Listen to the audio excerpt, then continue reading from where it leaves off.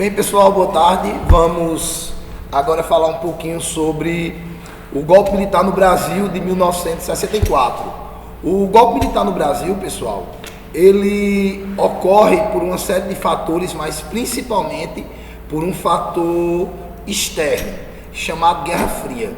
A Guerra Fria, ela ocorre no desembocar da Segunda Guerra Mundial. A Guerra Fria ocorre entre Estados Unidos e União Soviética, na verdade não só sobre as duas nações, mas sobre os dois grandes blocos político-econômicos, um bloco de economia planificada, dita como Segundo Mundo, o socialismo, e um bloco de economia capitalizada ou liberalista, chamado de capitalismo ou Estados Unidos, Primeiro Mundo.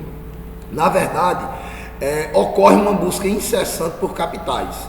Com o fim da Segunda Guerra Mundial, principalmente países da Ásia, da África e também da América do Sul ficam à mercê dessas duas grandes nações. Então, esses países tidos como Terceiro Mundo, ou seja, países que não estão ligados diretamente ao Primeiro Mundo, nem ligados diretamente ao Segundo Mundo, são os países emergentes, aqueles que possuem mão de obra e matéria-prima interessante.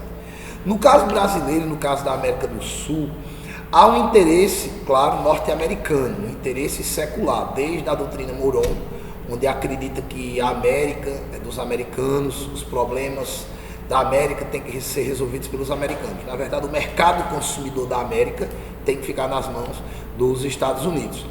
E o que é que acontece? Desde o fim da Segunda Guerra, que os Estados Unidos se articulam para exercer o comando na América Latina. Essa ditadura militar, na verdade, ela teria que ser prevista até mesmo durante ainda o período do governo de Vargas, onde Vargas tinha uma política do nacionalismo exacerbado e que não era interessante à política norte-americana. Mas a morte de Vargas, o suicídio de Vargas, acaba adiando o que seria esse golpe militar. Porém, um outro fato acaba antecipando o golpe militar. Esse fato seria a Revolução Cubana. Cuba promove sua revolução. Além de Cuba promover sua revolução, nós ainda temos, pessoal, o fato de Cuba se transformar numa potência socialista.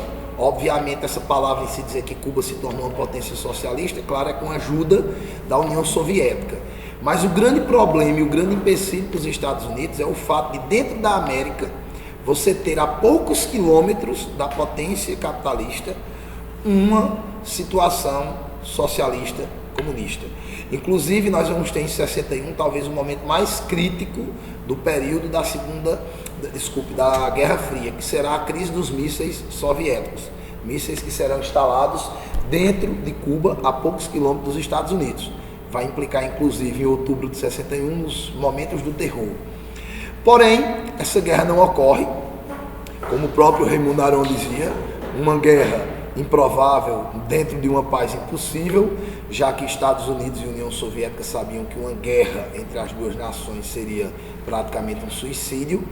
Então, esse processo do comunismo cubano acaba acelerando o que nós chamamos de ditadura militar no Brasil.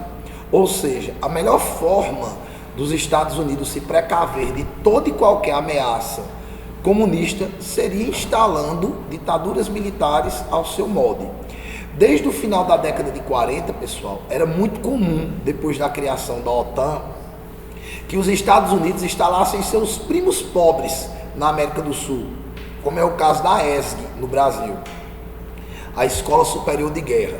Então, o que eu quero dizer é que, a partir da década de 50, os Estados Unidos eles já tinham sob seu monitoramento quase toda a América Latina, inclusive com escolas militares dentro da América Latina. Para você ter uma ideia, a partir de 1960, todos os grandes chefes militares do Exército Brasileiro já eram formados pela ESG. E a ESG é uma escola norte-americanizada. Então eu quero dizer a vocês que a partir da década de 60, praticamente todo o Exército da América Latina é guiado pelos Estados Unidos. Então ficava óbvio que os Estados Unidos não poderiam errar novamente, como fizeram com Cuba, interpretaram mal a Revolução Cubana, não imaginavam um golpe de Fidel Castro, e isso acabou levando a uma reforma comunista dentro da própria Cuba. E eles não poderiam deixar que isso ocorresse novamente dentro da América Latina e supostamente em países de dimensões bem maiores e de maior importância global, como Brasil, Argentina, entre outros.